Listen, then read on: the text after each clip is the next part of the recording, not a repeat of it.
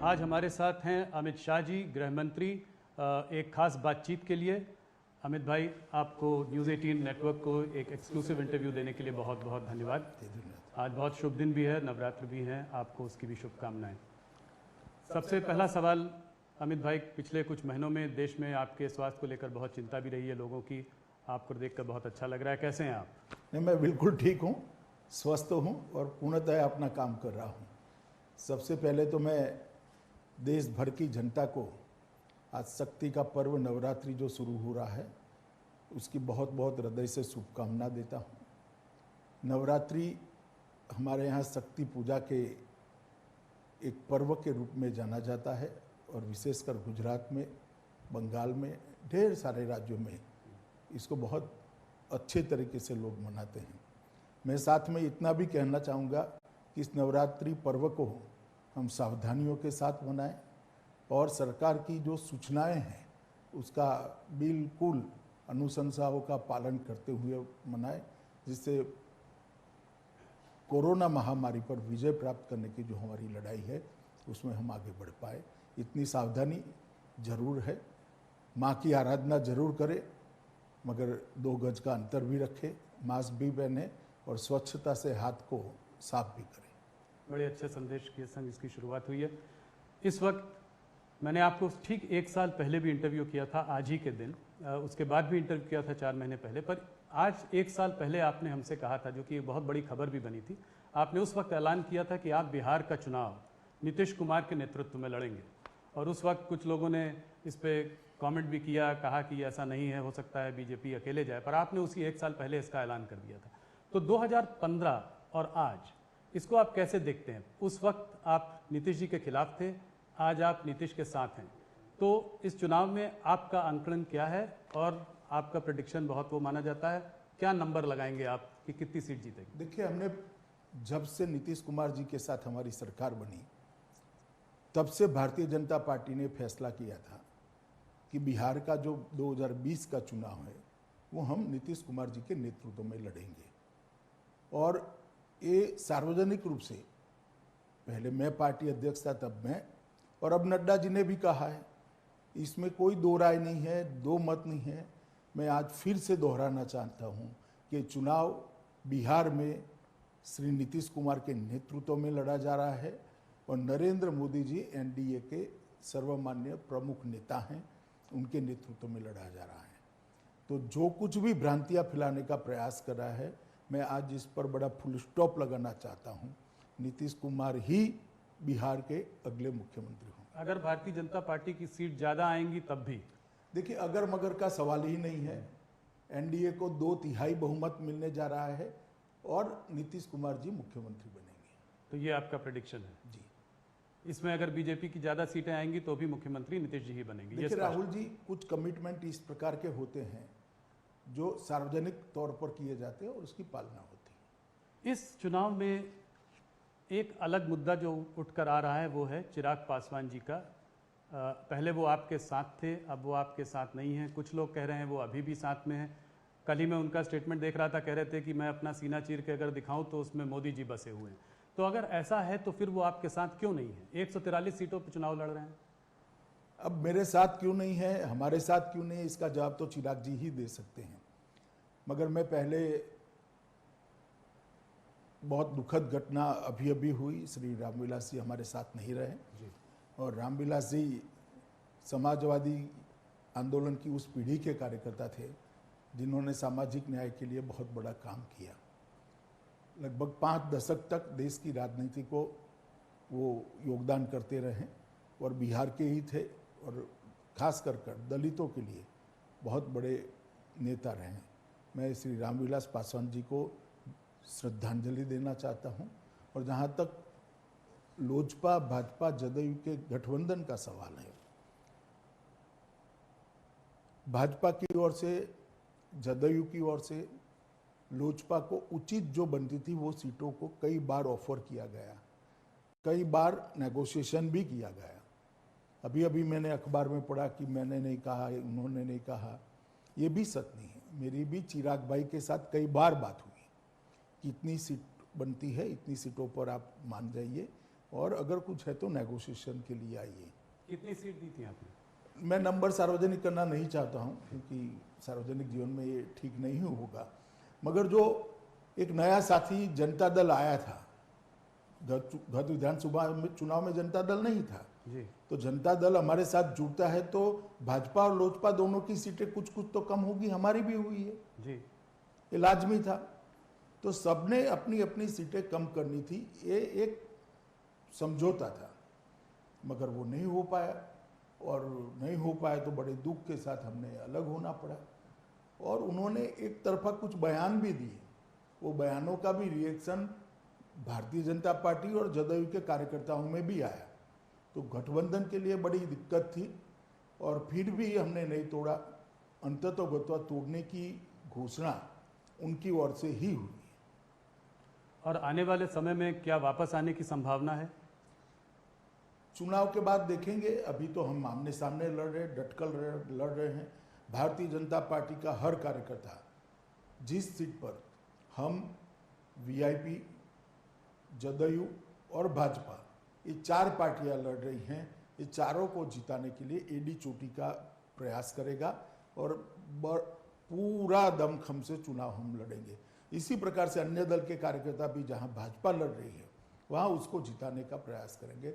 और सामाजिक समीकरण हमारा बहुत अच्छा बन गया है, एक डिसिप्लिन वे में एनडीए आगे बढ़ रहा है।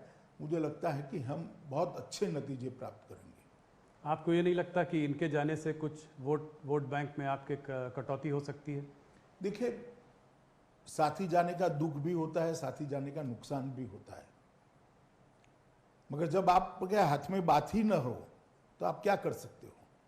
इसके सामने हमारे पास वीआईपी पार्टी आई है, जो पिछड़े वर्ग के बड़े वर्ग का समर्थन करती है, समर्थन उसको प्राप्त है। मांझी जी भी आए हैं, तो कुल मिलाकर हमारा गठबंधन सामाजिक रूप से बहुत मजबूत गठबंधन है। और मुझे लगता है कि बिहार की जनता समझ रही है कि गठबंधन नहीं हुआ उसमें दोष किसका है। तो आप ये कह रहे हैं कि चुनाव एक बार हो जाएं, उसके बाद चिराग पासवान जी के वापस आने की संभावना बन भी सकती है उस वक्त? मैंने ऐसा नहीं कहा, मैंने कहा चुनाव के बाद देखेंगे, परंतु चुनाव में 2/3 बहुमत से हमारा गठबंधन विजयी होगा, सरकार बनाएगा, जिसके मुखिया नीतीश जी होगा। बहुत दिनों से इस बात में हम लोगों ने, मैंने आपसे पहले भी ये इंटरव्यू में पूछा है, इस बात की चर्चा भी रही है, आपके कैडर्स की डिमांड भी रही है, लोग ये जानना भी चाहते रहे हैं कि भारतीय जनता पार्टी बिहार में चुनाव अकेले क्यों नहीं लड़ती है? देखिए, जहां तक अकेले लड़ने का सवाल है, पार्टी के संगठन का विस्तार कितना हुआ है, विस्तार कर कर नीचे तक पैंट कितनी बनी है, और नीतीश कुमार जी जब से एनडीए बना तब से हमारे साथी हैं। पहले समता पार्टी हुआ करती थी, जौहर साहब नेतृत्व करते थे, शरद यादव जी करते थे, बाद में नीतीश कुमार जी के हाथ में नेतृत्व आया, तो तब से हमारे पुराने साथी हैं, और तोड़ने का कोई कारण नहीं है। एक बार बीच में थोड़ी गड़बड़ हुई थी, टूटा था, मगर अच्छा ही हुआ, फिर से आज वो एनडीए में है। तो सिर्फ विस्तार के लिए अकेला लड़ना वो ठीक नहीं है, गठबंधन का एक धर्म होता है, तो हमने धर्म को निभाया है। और हम चाहते हैं कि नीतीश कुमार जी के नेतृत्व में जो विकास हुआ है 15 सालों में, वो बरकरार रहे। ऊपर मोदी जी, नीचे नीतीश जी, ये डबल इंजन वाली सरकार बिहार को विकसित राज्य बनाने की दिशा में बहुत द्रुत गति से आगे ले जाएगी। आप जब जनता के बीच आज जा रहे हैं इस गठबंधन के साथ, तो पिछले 15 साल में क्या क्या आपकी सरकार ने किया है जिसको कि आप जनता के सामने लेकर जा रहे हैं? ये 15 बनाम 15 जो आप 15 साल अपने और 15 साल लालू जी के कंपेयर करने की कोशिश कर रहे हैं, इसमें आप क्या बोल रहे हैं जनता को? सिर्फ इतना ही नहीं है जी, आप बिहार के 15 साल लालू जी के और 15 साल नीतीश जी के कंपेयर करना है तो मैं अभी कर देता हूँ, मगर इसके साथ साथ केंद्र में श्री नरेंद्र मोदी जी की सरकार बनने के बाद 10 साल भी नहीं हुए, 6 साल समाप्त हुए। 6 साल के अंदर देश के 60 करोड़ गरीब, जिसमें से बहुत बिहार में गरीब आबादी बहुत ज़्यादा है, आप भी जानते हो, उनके घर में बिजली पहुंचाई गई। हर घर में बिहार में बिजली है आज, शौचालय पहुंचाया गया है, गैस का चूल्हा पहुंचाया गया है, स्वास्थ्य योजना का 5 लाख तक का कार्ड पहुंचाया गया है, ढेर सारी सुविधाएं उनको देने का काम भारतीय जनता पार्टी की सरकार ने किया है। एक प्रकार से गरीबों को नारे की जगह एम्पावर करने का काम श्री नरेंद्र मोदी जी ने किया है। 1,25,000 करोड़ का पैकेज दिया था, दुर्भाग्य से हम चुनाव हार गए। सब मानते थे अब पैकेज का क्या होगा, हम पाई पाई का हिसाब दे सकने की स्थिति में है। 1,25,000 करोड़ के पैकेज को बिहार की जनता के लिए जस का तस हमने जमीन पर उतारा है। चाहे इंफ्रास्ट्रक्चर की बात हो, चाहे रेल की बात हो, चाहे पेट्रोलियम की बात हो, चाहे बिजली की बात हो, चाहे गंगा पर बड़े बड़े पुल बनाने हो, चाहे कारखाने खाद के बनाने हो, चाहे कृषि विकास के लिए इंफ्रास्ट्रक्चर खड़ा होना, हर क्षेत्र के अंदर 1,25,000 करोड़ ने अपना काम किया है। और बिहार को अतिरिक्त राशि भी दी गई है। और साथ में साथ नीतीश कुमार जी की सरकार ने भी ये 15 साल में बहुत तेजी से विकास किया है। मैं थोड़े आंकड़े आपको देना चाहता हूँ। जब लालू जी के 15 साल थे तब विकास दर, औसत विकास दर 3.16 थी और आज 11.20 है। आप समझ सकते हो Bihar one of the fastest growing economies है जी। और फास्टेस्ट ग्रोइंग इकोनॉमी किसके राज्य में बनी? तो एनडीए के राज्य में। जहां तक बजट का सवाल है, 23,000 करोड़ का बजट था, आज 2,23,000 करोड़ का बजट है। बजट में 2 लाख करोड़ की बढ़ोतरी बिहार जैसे राज्य जहां रेवेन्यू कम होती है वहां पर हुआ है। इसी प्रकार से एग्रीकल्चर ग्रोथ रेट में 5% की वृद्धि है। व्यक्तिगत आय में भी वृद्धि हुई है। लगभग 18% लोगों के घर में बिजली थी, आज 100% घरों में बिजली हुई। पक्की सड़कें 37% थी, आज 80% सड़क की पक्की सड़कें बन चुकी हैं। ये बताता है कि बिहार के अंदर विकास हुआ है। बिहार की जनता ने आज़ादी के बाद पहली बार एनडीए में नरेंद्र मोदी और नीतीश कुमार के नेतृत्व में विकास को पहचाना है और उनको भी लगा है कि हाँ, बिहार का भी विकास हो सकता है। गंगा का पुल बनाने की बात लीजिए, 50 के दशक के बाद आज पहली बार बन रहे हैं और एक नहीं, 2-2, 3-3 पुल बन रहे हैं। फर्टिलाइजर के कारखाने बन रहे हैं। चौतरफा विकास का एक वातावरण बिहार के अंदर बना है और इसका फायदा निश्चित हमसे होगा। और लालू जी के शासन में सिर्फ विकास ठप पड़ा था ऐसा नहीं था। फिरोथी एक इंडस्ट्री बन चुकी थी, गायों के घास का चारा तक खा लिया गया था। बेपनाह मतलब भ्रष्टाचार जिसका कोई नाप नहीं है, इतना भ्रष्टाचार हुआ। लॉ एंड ऑर्डर आप जानते ही है बिहार का कैसा था, अब लॉ एंड ऑर्डर कैसा है, बहुत बड़ा अंतर आया है। और बिहार आज आगे मुड़कर देख रहा है, आगे बढ़ने के लिए तैयार हुआ है। तो ये जो परिवर्तन आया है ये 15 साल में आया है और ये परिवर्तन के अंदर और तेजी आई है वो मोदी जी के प्रधानमंत्री बनने के बाद आई है। तो नीतीश कुमार जी के 15 साल और लालू जी के 15 साल का कंपैरिजन अगर जदयू ही भाजपा जदयू रखे, इससे तो अच्छा है कि आरजेडी एक बार रख दे तो बिहार की जनता को मालूम पड़ जाएगा कि विकास किसको कहते हैं। अमित जी, कुछ आंकड़े और भी हैं। अगर आप कुछ सोशो इकोनॉमिक इंडिकेटर्स देखें तो ह्यूमन डेवलपमेंट इंडेक्स में बिहार एकदम नीचे है। अगर आप अनएम्प्लॉयमेंट रेट देखें तो बिहार में बहुत हाई है। इनफैक्ट करीब 46% की वृद्धि हुई है। अगर आप उसकी लिटरेसी रेट देखें तो तमिलनाडु और झारखंड के संग बॉटम 3 स्टेट्स में भी आता है। तो एक एंटी इनकम्बेंसी का माहौल हो ही जाता है इतने दिनों में। उसके बाद इस तरह के भी कुछ इंडिकेटर्स हैं, तो इनको कैसे काउंटर करेंगे? आपकी क्या प्रॉमिस रहेगी कि इसको कैसे ठीक किया जाए? देखिए, मैं आपको बताता हूं कि जब आपको तुलनात्मक अभ्यास करना है, कंपैरेटिव स्टडी करना है, तो आपको क्या मिला था वो देखना पड़ेगा। आपको एक मैदान मिल जाए और उस पर एक मकान बनाना है तब तो सरल होता है, मगर 500 फुट ऊंडा गड्ढा मिलेगा और उसमें मकान बनाना है तो देर लगती है। और जब चहु ओर से पिछड़ापन हो तब आपने प्रायोरिटी तय करनी है।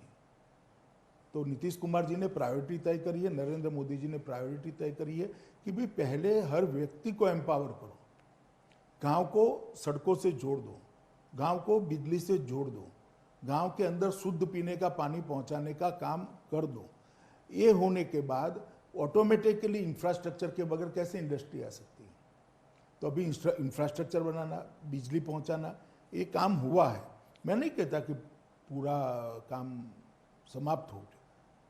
कांग्रेस आरजेडी के शासन में जो बीमारू राज्य बनाकर छोड़ा था, उसमें बाहर आने के लिए अभी काफी कुछ करना बाकी है, मगर वो वही कर सकते हैं जिन्होंने इतना किया है, और वो नीतीश कुमार और नरेंद्र मोदी जी की जोड़ी है। मोदी जी यहाँ पर है और नीतीश जी वहाँ है, तो केंद्र सरकार का भी समर्थन प्राप्त होगा। अगर एक सरकार ऐसी आ जाती है जो केंद्र के साथ झगड़ा लगाने में ही पड़ी रहेगी, तो बिहार का विकास कैसे आएगा? और एक सरकार ऐसी आएगी, एनडीए की सरकार आएगी, जो नरेंद्र मोदी जी के विकास के विजन को अपने यहाँ अपनाएगी, तो मैं मानता हूँ फायदा होगा। लालू प्रसाद जी जब पावर में आए थे तो उन्होंने ये MY कॉम्बिनेशन ढूंढ लिया था, मुस्लिम यादव वोट बैंक, जो कि आज भी 30% से ऊपर सीधा सीधा है, जो एक तरफ वोट देता है। आप लोगों के जो पूरा जो आपकी जो समीकरण है, जिसमें कि अपर कास्ट है, OBC EBC सब साथ में है, वो उसका काट आप लोगों ने ढूंढा और लालू जी से आप लोगों ने 30% से ज़्यादा आप लोगों ने इधर बनाया। मगर आज जब थोड़ी एंटी इनकम्बेंसी भी है, कुछ माइग्रेंट लेबर इशू भी है, कोविड के माहौल में चुनाव हो रहा है, हो सकता है वोटिंग परसेंटेजेस लो हों, उसमें कुछ आपको लगता है कि इसमें कुछ गड़बड़ हो सकती है आपके आंकलन में? देखिए, आपका आकलन मुझे लगता है कि अभी आप बिहार गए नहीं हो। एक बार बिहार जाकर आइए। बिहार गए हुए बहुत सारे कार्यकर्ताओं को से मैंने फ़ोन पर बात की है, ग्रामीण अंचल के कार्यकर्ताओं से भी बात करी है। नरेंद्र मोदी जी ने मार्च से लेकर छठ पूजा तक जो अनाज गरीब के घर में पहुंचाया है, एक पैसा नहीं लिया है। कोविड के बाद जी। बिहार की जनता आज इस बात को कभी भूल नहीं सकती, कभी भूल नहीं सकती। नीतीश कुमार जी ने जो प्रवासी मजदूर आते थे, इनकी रहने की व्यवस्था की, इनका टिकट भाड़ा दे दिया, बाद में 1000 रुपया दिया और उनको एक किट दी, हेल्थ की व्यवस्था करी। आज 96% रिकवरी रेट है बिहार का, देश में शायद सबसे ऊपर है। कोविड सब जगह फैला है, बिहार में भी फैला है, मगर 96% रिकवरी रेट है बिहार का। और आप समझते हो, बिहार जैसे राज्य में जहाँ स्वास्थ्य का खाका बहुत चरमराया हुआ था एक जमाने में, वहाँ ये अचीवमेंट प्राप्त करना बहुत बड़ी बात होती है। जी। तो कोविड के कारण गुस्सा होगा, ये बात मेरे गले नहीं उतरती है। कोविड के कारण ढेर सारा फायदा हो। इसके अलावा 54,000 करोड़ की राशि बिहार सरकार ने खर्च करी है। मोदी जी ने हर जनधन अकाउंट में गरीब के घर में पैसा भेजा है, हर किसान के अकाउंट में 6,000 रुपया भेजा है, हर दिव्यांग के घर में पैसा भेजा है, और वो कोविड के समय में उसका जीवन यापन के लिए सहारा बना हुआ है। तो सरकार का ये जो संवेदनशील चेहरा है नरेंद्र मोदी जी का, चाहे नीतीश कुमार जी का, उसने कोविड से ग्रसित और कोविड से पीड़ित जनता को एक संवेदनशील राज्य, चाहे केंद्र हो या राज्य हो, संवेदनशील सरकार कैसी होती है, इसका परिचय कराया। मैंने ये भी सुना है कि आपके इंटरनल सर्वेस कह रहे हैं कि वहाँ आज भी मोदी जी की एक बहुत बड़ी लहर है। एंटी इनकम्बेंसी जरूर होगा, वो हो जाता है, स्वाभाविक है इतने सालों के बाद, मगर मोदी जी की एक लहर है, वेव है, और हो सकता है आपकी सीट आपके पार्टनर से ज़्यादा, नीतीश जी से ज़्यादा सीटें आप लोग लेके आए। भैया, मोदी जी की लहर सिर्फ बिहार में नहीं है, देश भर में है, बिहार में भी है, और स्वाभाविक रूप से उसका फायदा सिर्फ हमें नहीं होता है, जदयू को भी होगा, क्योंकि जदयू हमारा साथी है, हम साथ में चुनाव लड़ रहे हैं। तो मोदी जी की लहर से सिर्फ बीजेपी की सीटें बढ़ेगी ऐसा नहीं होगा, जदयू की इतनी ही सीटें बढ़ेगी जितनी बीजेपी की बढ़ेगी। हम लगभग बराबर सीटें लड़ रहे हैं, एक सीट जदयू हमसे ज़्यादा लड़ रहा है, बराबर सीटें लड़ रहे हैं। और मैं अभी भी कहता हूं कि आप कितना भी जवाब ढूंढने का प्रयास करिए, बिहार के अगले मुख्यमंत्री नीतीश कुमार जी। लोग ये भी कहते हैं कि जब अमित शाह जी चुनाव का नेतृत्व करते हैं तो वो मैदान में सिर्फ A टीम लेकर नहीं, बल्कि अपने साथ एक B टीम लेकर भी उतरते हैं। तो काफ़ी लोग चुनाव लड़ रहे हैं बिहार में, ओवैसी जी लड़ रहे हैं, वो उन्होंने काफ़ी कैंडिडेट उतारे हैं, उसमें मुस्लिम वोट्स कटेंगे तो उसका फ़ायदा आपके गठबंधन को होगा। देखिए, इस प्रकार से किसी भी राजनीतिक दल को B टीम C टीम कहना ठीक नहीं मानता मैं। सबका चुनाव में लड़ने का अधिकार है, लोकतंत्र है, 1700 पार्टियां हैं। सिर्फ ओवैसी क्यों, बहुत सारे लोग लड़ रहे जी जी, 5 कॉर्नर कॉन्टेस्ट है हैं। बहुत। अब अपने कुशवाहा जी भी लड़ रहे हैं जी जी, और पप्पू यादव। पप्पू यादव का एक मोर्चा लड़ रहे हैं, एसडीपीआई लड़ रही है, जी। ढेर सारे लोग अपने यशवंत सिन्हा जी भी लड़ रहे हैं, बहुत सारे लोग लड़ रहे हैं। अब चुनाव है, किसको ना कीजिएगा, जी जी, जो लड़ेगा लड़ेगा, मगर जनता का मूड मैं स्पष्ट मानता हूं। मैंने 10 दिनों में ढेर सारे कार्यकर्ताओं को मंडल स्तर पर बात करी है टेलीफोन पर, बहुत स्पष्ट रुख है। जो सर्वे आ रहे हैं भी, ये भी बहुत पॉजिटिव इंडिकेटर देने वाले सर्वे आ रहे हैं कि भारतीय जनता पार्टी और जदयू की सरकार बनने जा रही है। एक फैक्टर इस चुनाव में और आया है पिछले कुछ महीनों में, वो है सुशांत सिंह राजपूत फैक्टर। कहा जा रहा है कि ये एक सुशांत सिंह राजपूत का जो केस है, ये एक महाराष्ट्र वर्सेस बिहार एक लड़ाई में बदल गया है और बिहार चुनाव में एक अहम मुद्दा है। क्या आप इस बात को मानते हैं? देखिए, मुझे मालूम नहीं है जमीन में ये केस कितना चुनावी मुद्दा बना है, मगर बना भी है तो इसका कारण हम नहीं है। अगर पहले से सीबीआई को दे दे तो चुनावी मुद्दा ही न बनता। शंका है तो पहले दिन से खड़ी हो गई थी, क्यों पकड़ कर रखना, दे देना चाहिए था। अब ये ऑर्डर भी हमने नहीं करा, उच्चतम न्यायालय ने किया है। उच्चतम न्यायालय ने जब सीबीआई को कहा कि आप जांच करिए तो हमें कर रहे हैं। मगर मैं इतना मानता हूं कि सुशांत सिंह जी की जगह कोई भी व्यक्ति हो, अगर अपमृत्यु होती है तो इसकी जांच ढंग से होनी चाहिए, न्यायिक होनी चाहिए, न्यूट्रल होनी चाहिए। जल्दी में आपको लगता है कि केस को क्लोज कर दिया था मुंबई पुलिस ने? मैं कोई टिप्पणी करना नहीं चाहता क्योंकि सीबीआई जांच कर रही है और अभी कोर्ट के सामने मामला है, परंतु परसेप्शन जो बना था उस वक्त वो ठीक नहीं बना था। तो ये तो रही बिहार की बातें। थोड़ा सा मुड़ते हैं देश के और गंभीर मुद्दों की ओर। सबसे गंभीर मुद्दा पिछले महीनों में जो रहा है वो रहा है चाइना का मुद्दा। आप इस मुद्दे को कैसे देखते हैं? क्या चाइना ने, लोग तरह तरह की बातें कर रहे हैं, पर मैं आपसे सीधा सवाल पूछना चाहता हूं, क्या चाइना हमारी सीमाओं में घुस आया है? क्या आपको कुछ उम्मीद है कि इस समस्या का समाधान निकलेगा? मिलिट्री लेवल टॉक्स काफ़ी दिनों से चल रही हैं, डिप्लोमेटिक दरवाजे भी खुले हुए हैं, क्या इसका समाधान आपको दिखाई पड़ रहा है? देखिए,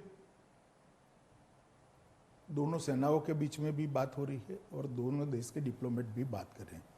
उस वक्त सरकार के गृह मंत्री नाते मुझे कुछ कहना उचित नहीं लगता, मगर मैं नरेंद्र मोदी जी की बात को दोहराता हूं कि हम अपनी एक एक इंच जमीन के लिए जागरूक हैं और इसको कोई छीन नहीं सकता। तो अंदर किसी के आने का कोई सवाल नहीं है, आप ये कह रहे हैं? मैं फिर से एक बार मेरी बात को दोहराता हूँ, हम सीमाओं पर अपनी एक एक इंच जमीन के लिए जागरूक है, पर उसको कोई छीन नहीं सकता। चाइना तो ये समझता है कि लद्दाख और अरुणाचल प्रदेश भी जो है हमारे देश का हिस्सा नहीं है। तो क्या आपको लगता है कि भारत को भी तिब्बत और ताइवान के रवैये की ओर जो है एक अपने नीति में बदलाव लाना चाहिए? देखिए, ऐसा है कि इस तरह की बातें इस प्रकार के इंटरव्यू में करना ठीक नहीं होगी। ये बड़ा कॉम्प्लेक्स इश्यू है और इसके फार रीचिंग रिपल्केशंस भी होते हैं, इसलिए मैं इस पर ज़्यादा बोलना नहीं चाहता हूँ। पार्लियामेंट के फ्लोर पर श्री राजनाथ सिंह जी और विदेश मंत्री जी ने, श्री जयशंकर जी ने, दोनों ने बातें रखी हैं। मुझे लगता है इतना पर्याप्त है। अभी बातें चल रही हैं चाइना के साथ, देखिए आगे क्या होता है, मगर हम हमारे अधिकारों के लिए और हमारे सार्वभौमत्व के लिए कटिबद्ध है, जागरूक है। शी जिनपिंग जी ने अभी कुछ हाल में कहा, एक कोई मिलिट्री बेस का कहीं पे गए हुए थे, वहाँ पे उन्होंने जो है पीपल्स लिबरेशन पार्टी में कहा कि हमें दिलो दिमाग से जो है वॉर के लिए तैयार रहना चाहिए। क्या कहना चाहेंगे आप इस तरह के?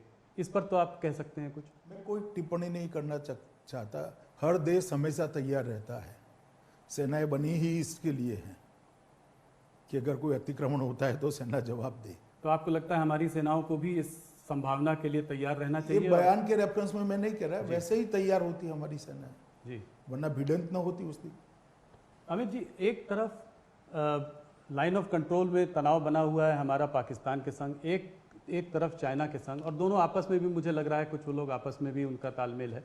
तो ऐसे में अपने देश को हम लोग कैसे वो बचाएंगे? मतलब दोनों तरफ से हमारे ऊपर दबाव बना हुआ है, तो इसको हम आप कैसे देखते हैं? नहीं, हमारी सेनाएं और हमारा नेतृत्व दोनों सक्षम है, इरादे बुलंद हैं और एक 130 करोड़ का भारत इस प्रकार से कोई इसको दबा नहीं सकता है और सत्य हमारे पक्ष में है, दुनिया के ज़्यादातर देश हमारे पक्ष में है।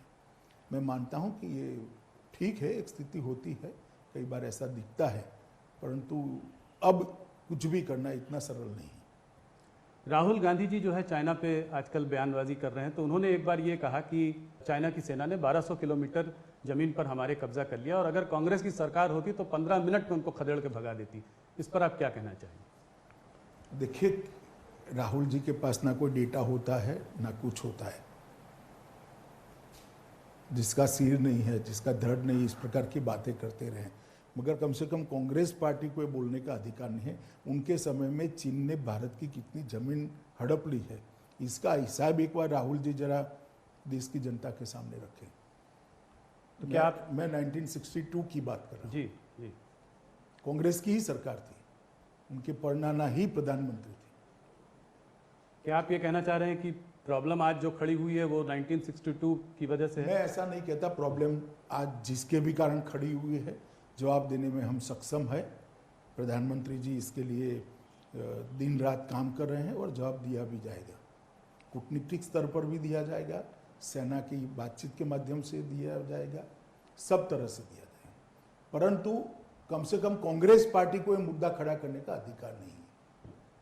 चाइना जो है दुनिया को एक बाइपोलर वर्ल्ड की तरह देखता है, एक तरफ चाइना और एक तरफ यूएस। इनफैक्ट अगर देखें तो पिछले कुछ सालों में चाहे वो ऑस्ट्रेलिया हो, जापान हो, वियतनाम हो, फिलीपींस हो, या यहाँ तक कि ताइवान को भी पिछले एक साल से काफ़ी परेशान कर रहा है। तो क्या लगता है इसका कोई डिप्लोमेटिक इंडिया बाकी देशों के साथ मिलकर इसका कोई इंटरनेशनल स्तर पे कोई हल सोच रहा है, कोई हल निकाल रहा है, बातचीत चल रही है? देखिए, अब उनके हर देशों के साथ अलग अलग प्रकार के रिश्ते हैं, हमारे साथ भी अलग प्रकार के रिश्ते हैं। परंतु जहाँ तक भारत का सवाल है, मैं इतना स्पष्ट कह देता हूँ कि हम हमारी सीमाओं के लिए और सार्वभौमत्व के लिए जागरूक हैं। थोड़ा सा कश्मीर की ओर बढ़ते हैं। पिछली इंटरव्यू में भी मैंने आपसे 4 महीने पहले यही पूछा था कि कश्मीर में आप लोगों ने बात कही है कि विश्वास की भी ज़रूरत है और वहाँ विकास की भी ज़रूरत है। अब मनोज सिन्हा जी भी वहाँ पे गए हैं एलजी होने के नाते, तो आपका क्या रोड मैप है? क्या लगता है कि कब वहाँ पर सिचुएशन नॉर्मल हो सकेगी और विकास को एक प्राथमिकता मिल देखिए, पाएगी? जहाँ तक लॉ एंड ऑर्डर का सवाल है, सिचुएशन नॉर्मल हो चुकी है। विकास के लिए काफ़ी कुछ होना चाहिए था अब तक, मगर कोविड वहाँ पर भी था, कोविड की दिक्कतें वहाँ पर भी थी और स्वाभाविक रूप से भारत सरकार का भी फोकस कश्मीर समेत पूरे देश के कोविड के रोकथाम में था। मुझे लगता है कि अब मनोज जी गए हैं और मनोज जी ने शुरुआत बहुत अच्छी करी है और विकास नीचे तक पहुंचाने की शुरुआत भी करी है। चाहे प्रधानमंत्री आयुष्मान भारत का कार्ड पहुंचाना हो, हर गांव में पानी पहुंचाना, ये सारी योजनाओं को द्रुत गति से हम आगे, इंफ्रास्ट्रक्चर के प्रोजेक्ट में भी बहुत बड़ी हमने रुके हुए प्रोजेक्टों को बहुत तेज गति से आगे बढ़ाया है। 5-6 महीने में आपको दिखाई पड़ेगा कि कश्मीर के अंदर काफ़ी कुछ अच्छा हो रहा है और स्वाभाविक है कि कश्मीर में भी कोविड कोई कम नहीं था जी, और देश भर में कोविड था, तो 5-6 महीने थोड़ा एक स्लो रहा है, मगर अब गति काफ़ी बढ़ी है। विगत 1-1.5 महीने में बहुत परिवर्तन आया है। फारूक अब्दुल्ला और महबूबा मुफ्ती का साथ में आकर ये कहना कि आर्टिकल 370 को दोबारा लागू किया जाए, ये तो समझ में आता है। हाल ही में चिदम्बरम जी ने कहा है कि कांग्रेस का ये स्टैंड है कि 370 को रेस्टोर करना चाहिए, स्पेशल स्टेटस कश्मीर में वापस आना चाहिए। क्या कहना चाहेंगे आप इस बारे में? तो कांग्रेस पार्टी ने पार्लियामेंट में भी ये स्टैंड लिया था कि 370 नहीं जानी चाहिए, मगर मेरा तो विनंती है कि राहुल गांधी और सोनिया गांधी चिदम्बरम जी का जो स्टेटमेंट है इसको एक बार एंडोज कर दे जरा, तो देश की जनता को मालूम पड़े। चिदम्बरम जी का जो स्टेटमेंट है उसको राहुल गांधी और उन्होंने तो कांग्रेस की तरफ से ही बोला है, उन्होंने कहा ये तो कांग्रेस का मत है। फिर भी राष्ट्रीय अध्यक्षा ने इसको रिपीट करना चाहिए, राहुल जी ने भी रिपीट कर देना चाहिए। डिलिमिटेशन की प्रक्रिया जारी है कश्मीर में। आप ये जरा सा बताएं कि ये स्टेटहुड का दर्जा देने की बात थी, इसमें आपका क्या रोड मैप है, कितना समय लगेगा, कुछ इसका अगर अंदाज दे सके। देखिए, समय के बारे में तो कुछ कह नहीं सकते, परंतु ये निश्चित है, पार्लियामेंट के फ्लोर पर मैंने भी कहा है, प्रधानमंत्री जी ने भी कश्मीर को जब संबोधित किया तब कहा था कि स्टेटहुड दिया जाएगा, और ये हमारा वादा है, इसमें से मुकरने का कोई सवाल नहीं खड़ा होता। पर बहुत लंबा समय नहीं लगेगा। मैं नहीं मानता लंबा समय जिसको कहते हैं ऐसा लगेगा, परंतु प्रायोरिटी विकास है। सबसे पहले विकास, उसके बाद इस पर भी विचार किया जाएगा। मगर आप ये कह रहे हैं कि बहुत लंबा समय नहीं, इसको भी देखा जाएगा और जल्दी ही लागू किया जाएगा। कुछ हिंदू संगठन जो है अब मथुरा में कृष्ण जन्मस्थान की बात कर रहे हैं, कह रहे हैं कि जो औरंगजेब ने जो वहाँ मस्जिद जो बनाई थी उसको भी हटाकर वहाँ पर भी मंदिर बनाया जाना चाहिए। इसमें आपकी सरकार और आपकी पार्टी का क्या मतलब? हमारी सरकार का कोई रोल नहीं है, ना पार्टी की प्रतिक्रिया हो सकती है। ये कुछ संगठनों ने अपनी ओर से बात करी है और कोर्ट में गए हैं, ना कोर्ट में हम पार्टी है ना कहीं पर भी पार्टी है, मैं इस पर कोई टिप्पणी करना नहीं चाहता हूँ। तो राम जन्मभूमि जैसे आप लोगों ने वो किया था, इसको आगे आप सरकार या पार्टी की तरफ से? राम जन्मभूमि हमारा एजेंडा था जी, ये एजेंडा नहीं, और उसको लेकर हम सालों तक एक आंदोलन किए थे। अभी जो संगठन गए हैं वो स्वतः गए हैं, और इसमें ना हम पार्टी है ना इस पर मैं कोई टिप्पणी करना चाहता हूँ।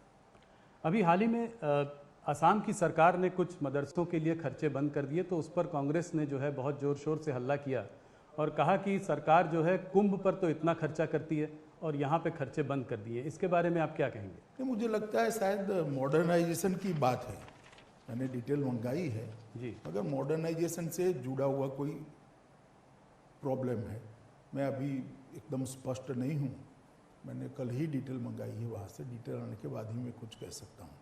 अमित जी, आपसे मैंने एक बार पहले भी पूछा था कि ये भारतीय जनता पार्टी और शिवसेना में दरार पड़ गई है, अपने अपने रास्ते चले गए हैं, तो आपने मुझसे कहा था कि भारतीय जनता पार्टी कभी शिवसेना से दूर नहीं जाना चाहती थी, क्योंकि ये बहुत पुराने एनडीए के सदस्य थे। अब इधर बीच अकाली दल भी जो है एनडीए से उसने अपना रिश्ता नाता तोड़ दिया है, तो क्या इसको आप देखते हैं कि अब एनडीए जो है क्रम्बल कर चुका है, अब ये आज की पॉलिटिकल वास्तविकता में एनडीए का कोई स्थान नहीं है? ये ऐसा नहीं है। देखिए, 30 से ज़्यादा पार्टियां हैं, और जहाँ तक शिवसेना और अकाली का सवाल है, हमने किसी को नहीं निकाला।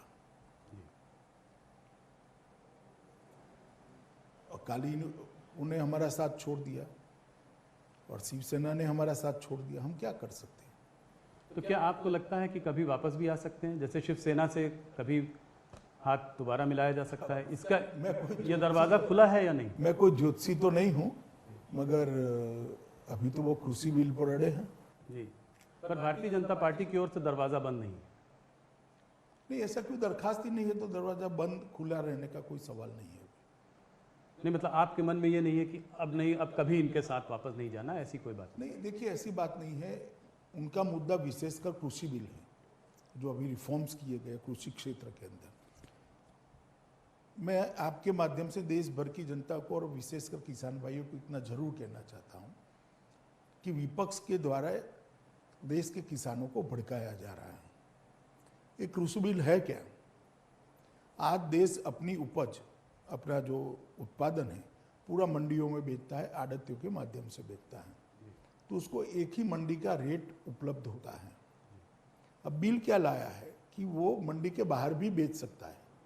इसका मतलब ये नहीं कि मंडी बंद हो जाएगी। जहर ये फैलाया जा रहा है कि मंडियां बंद हो जाएगी, मंडी बंद होनी ही नहीं है। दूसरा जहर फैलाया जा रहा है कि एमएसपी बंद कर देंगे जी, कि एमएसपी रजीम बंद हो जाएगा इससे। एमएसपी बंद करने की कोई बात ही नहीं है। इस बार परचेज भी चालू होगा खरीफ का, क्योंकि लाखों टन पंजाब में धान खरीदना शुरू हो गया, हरियाणा में शुरू हो गया। पंजाब हरियाणा में सबसे बड़ा मुद्दा यही है, उनको डर ये लग रहा है कि राहुल जी, मगर बिल में कोई मुझे बता दे कि एमएसपी बंद करने की बात कहां पर है। एक किसानों को भड़काने की बात है, और इसीलिए आंदोलन उठ नहीं रहा है। देखिए, एमएसपी बंद करी ही नहीं है, ना करने का सवाल है। उल्टा हमने तो स्वामीनाथन कमेटी की सिफारिशों को अमल में लाया जी, 50% प्रॉफिट वाली, और इसके कारण हर सीजन में एमएसपी के दाम बढ़ते जा रहे हैं, किसान को फायदा हो रहा है। मगर एमएसपी से ज्यादा भी अगर कोई आटे की मिल वाला गेहूं का दाम देता है तो किसान क्यों नहीं बेच सकता उसको? किसान को ये ऑप्शन उपलब्ध होना चाहिए या नहीं होना चाहिए? जी तो हम तो ऑप्शन दे रहे हैं, और अगर एमएसपी से कम दाम है तो किसान भला क्यों प्राइवेट प्रायोरिटी को देगा? वो जरूर एपीएमसी में चला जाएगा। जरूर। और जब ई मंडियां बनने लगी है, देश भर की मंडियां ऑनलाइन आ गई है, युवा किसान अपने मोबाइल से रेट देखता है, वो घर पे रुक जाता है, मंडी में नहीं जाना है, यहाँ तो रेट कम मिल रहा है। और तीसरा, कॉन्ट्रैक्ट फार्मिंग के बारे में कहते हैं कि भाई किसान कहाँ, बड़ी बड़ी कंपनियां होगी, औने पौने दाम में खरीद दिया जाएगा, ये कर दिया जाए, वो कहाँ वकील रखेगा? किसान ये कॉन्ट्रैक्ट में से किसी भी समय पर, किसी भी स्तर पर एक तरफा कॉन्ट्रैक्ट छोड़कर निकल सकता है। तो कॉन्ट्रैक्ट फार्मिंग का कॉन्ट्रैक्ट कंपनियों के लिए बाध्य है, किसान के लिए नहीं है। ये तीनों मुद्दे किसानों को बताने की जगह इसमें पॉलिटिक्स कर रहे हैं। कांग्रेस पार्टी हो या अकाली दल हो या और पार्टियां हो, मगर देश का किसान अब पढ़ लिख चुका है, देश का किसान जानता भी है, पहचानता भी है, और आपके क्रेडेंशियल जो है उसको भी जानता है कि आंदोलन किसके लिए हो रहा है। आपकी सत्ता के लिए हो रहा है, किसान के लिए नहीं हो रहा है। मैं पूछना चाहता हूँ राहुल गांधी को, इतने ट्वीट करते हैं, जरा बता दे कि उनका समय जब था, यूपीए की सरकार थी, कितना एमएसपी के दाम पर गेहूं चावल खरीदा जा सकता था, और श्री मोदी जी की सरकार में कितना, कंपेरेटिव अब ट्वीट करें जी, कितने रुपये का खरीदा जाता था, अब कितना खरीदा जाता है, वो कंपेरेटिव ट्वीट करें। जब जब कांग्रेस का शासन आया, एमएसपी के दाम पर धान और गेहूं की परचेज को कम कर दिया गया। अब आप बोला किसानों की बात करते हो, किसान आपको बहुत अच्छे तरीके से जानता है भैया। कुछ तो मिडिलमैन भी इसमें जो है उनको भी काफी घाटा और परेशानी हो रही है, पैसा तो भी किसान का ही जा रहा है अंततोगत्वा। तो जी, ये पैसा सीधा किसान के जेब में जाना चाहिए, बिचौलियों का पैसा, और इसीलिए ये सुधार है। देखिए राहुल जी, मैंने पहले भी किया था कि नरेंद्र मोदी सरकार लोगों के लिए अच्छे हो ऐसे फैसले लेती है, अच्छे लगे ऐसे फैसले नहीं लेती है। और ये फैसला किसानों के लिए अच्छा फैसला है, किसान के भविष्य को सुधारने वाला फैसला है। नहीं, बोल्ड रिफॉर्म्स हैं। कुछ लोग कहते हैं कि जैसे 1991 में रिफॉर्म्स आए थे, उसी तरह का रिफॉर्म्स आज एग्रीकल्चर में आया। 1991 में भी इसकी कोई हिम्मत नहीं कर पाया था। जी, एग्रीकल्चर में नहीं हुआ था। देश के 70 करोड़ लोगों के भविष्य को आगे बढ़ाने के लिए फैसला है। तो ये किसानों को आप लोग कैसे समझाएंगे, खास करके हरियाणा पंजाब में, जहां पर की ज्यादा राइस और हरियाणा में तो अब ज्यादा आंदोलन नहीं रहा है, और पंजाब में भी लगभग मेरे हिसाब से 1.5 लाख टन से ज्यादा तो धान आ चुका। जी, किसान चला गया अपना ट्रैक्टर लेकर एमएसपी के दाम से बेचने के लिए। ऐसी बात नहीं है। बिहार में भी ये कोई बहुत बड़ा चुनावी मुद्दा नहीं है ना। मैं आपसे एक पहले ब्रॉड सवाल पूछना चाहता हूँ, उसके बाद एक स्पेसिफिक सवाल पूछूंगा। मुझे लगता है कि देश में जैसे हाथरस का मुद्दा है, ये कोई हाथरस में कोई ऐसी बात तो नहीं है कि ये चीज़ हाथरस में हुई हो, चाहे यूपी हो, बिहार हो, मध्य प्रदेश हो, और भी तमाम प्रदेश हो हमारे देश में। रेप का मुद्दा एक बहुत बड़ा मुद्दा रहा है, सिक्योरिटी का मुद्दा, लॉ एंड ऑर्डर का मुद्दा बहुत बड़ा मुद्दा रहा है। क्या आपको लगता है कि देश में एक लार्जर पुलिस रिफॉर्म्स की ज़रूरत है?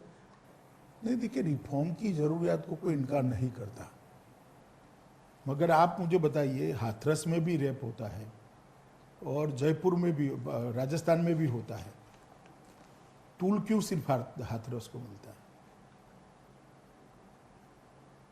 कारण क्या है? किसी दुर्भाग्यपूर्ण घटना को जी, राजनीतिक रंग देना कितना उचित है? और अपराधी उसी दिन पकड़े गए हैं, उसी दिन तीनों अपराधियों को धर लिया गया है, जेल में है आज।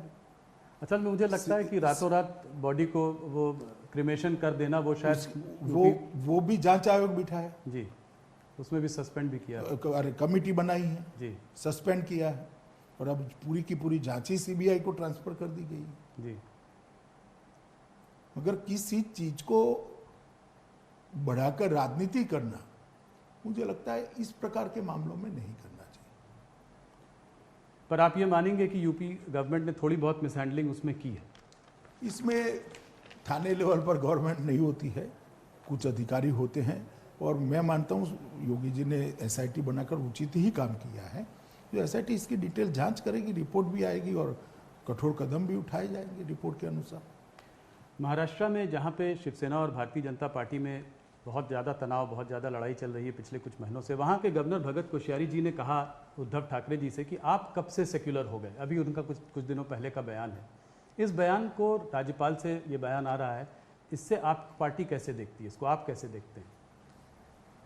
देखिए, मैंने पत्र पढ़ा है और एक पासिंग रेफरेंस उन्होंने दिया है, मगर मुझे भी लगता है कि थोड़ा शब्दों का चयन टाला होता तो अच्छा होता।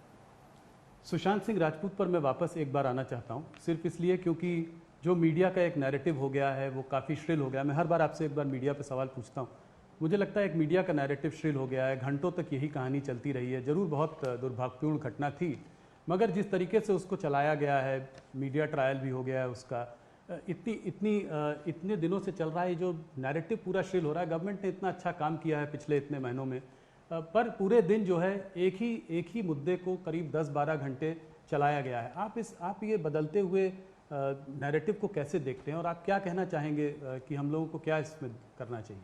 राहुल, इसका तो जवाब मुझसे अच्छा आप दे सकते हो जी। देखिए भाई,